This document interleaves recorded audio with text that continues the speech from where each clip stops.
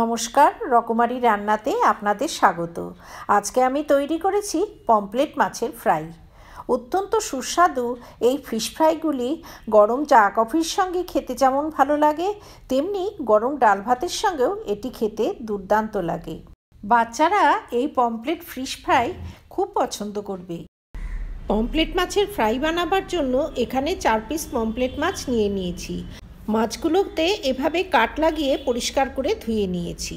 এভাবে কাট লাগিয়ে নেওয়াতে মাছের গায়ে খুব সুন্দর মশলা ঢুকবে আর ফ্রাই করার পর মাছটা খেতে খুব ভালো লাগবে। এতে আধা চামচ নুন আর পাতিলেবুর রস অ্যাড করে দিলাম। একটা গোটা পাতিলেবুর রস মাছের গায়ে মাখিয়ে নিয়েছি। এভাবে পাতিলেবুর রস মাখিয়ে নিলে মাছে কোনো আষ্টে গন্ধ থাকবে না। লেবুর রস ভালো করে মাখিয়ে মাছটাকে ম্যারিনেট করে রেখে দেব মিনিট 5। লেবুর রস মাখিয়ে মাছ ফ্রাই করাতে মাছে একটা টক স্বাদ আসবে, যেটা ফ্রাই করার পর খুব টেস্টি লাগবে। এই হলো প্রথম ম্যারিনেশন। এরপরে দ্বিতীয় ম্যারিনেশনের জন্য একটা মশলার পেস্ট বানিয়ে নেব। তার জন্য নিয়েছি 1 চামচ গ্রেট করা আদা আর 1 চামচ গ্রেট করা রসুন। আমি এখানে ফ্রেশ আদা রসুন গ্রেট করে নিয়েছি, তবে আদা রসুন গ্রেট করার পরিবর্তে পেস্টও ব্যবহার করা যেতে পারে। এতে আধা চামচ হলুদ গুঁড়ো, আধা চামচ ঝাল লঙ্কার গুঁড়ো, আধা চামচ গোলমরিচের গুঁড়ো আর আধা চামচ কাশ্মীরি লঙ্কার গুঁড়ো অ্যাড করে দিলাম।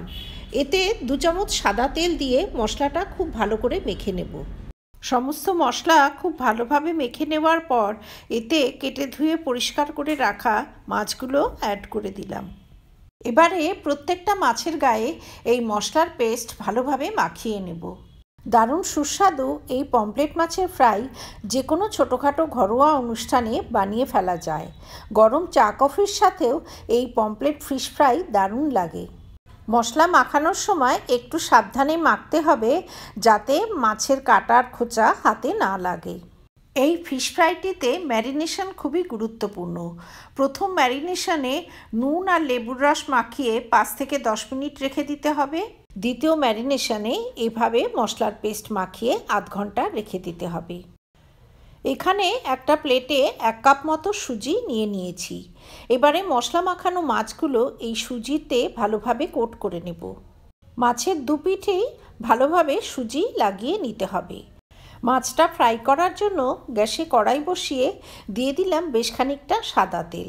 এবারে সুজিতে মাখানো মাছগুলো এক্সট্রা সুজিটা ঝেড়ে ফেলে এই গরম তেলে দিয়ে দিলাম। গ্যাসের ফ্লেমটা স্লো করে দিয়ে মাছটাকে উল্টে পাল্টে বেশ ভালোভাবে ভেজে নিতে হবে। বেশ কিছুটা সময় ধরে মাছটাকে উল্টে পাল্টে বেশ লালচে করে ভেজে নিয়ে একটা থালায় তুলে নিলাম। প্রথম মাছটা ভেজে নেবার পর কড়াইয়ের অবশিষ্ট তেলে দ্বিতীয় মাছটা একইভাবে ভেজে নেব। দ্বিতীয় মাছটাও স্লো হিটে উল্টে পাল্টে বেশ লালচে করে ভেজে একটা থালায় তুলে নিলাম। এইভাবে প্রতিটা মাছ সুজিতে ভালো করে কোট করে নিয়ে গরম তেলে ভেজে তুলে নিলাম। এই ফিশ ফ্রাইটি বানানো খুবই সহজ আর এটা বানাতে খুব বেশি সময়ও লাগে না। এই ফিশ ফ্রাইটি বানাতে খুব বেশি তেলেরও প্রয়োজন হয় না। আমি 2-1 চামচ তেল অ্যাড করেই প্রতিটি ফিশ ফ্রাই বানিয়ে নিচ্ছি। ফিশ ফ্রাইগুলি হাই ফ্লেমে বানাতে গেলে মাছের বাইরের দিকটা পুড়ে যাবে, কিন্তু ভেতরের দিকটা কাঁচা থেকে যেতে পারে। স্লো হিটে প্রতিটি ফিশ ফ্রাই বানিয়ে নেবার পর এগুলি আমি লাঞ্চে গরম ডাল ভাতের সঙ্গে পরিবেশন করে দিচ্ছি। আমার এই রেসিপি যদি ভালো লাগে তবে ভিডিওটিতে লাইক করবেন, শেয়ার করবেন। ভবিষ্যতে আরও রেসিপির জন্য আমার চ্যানেলটি সাবস্ক্রাইব করার অনুরোধ রইল।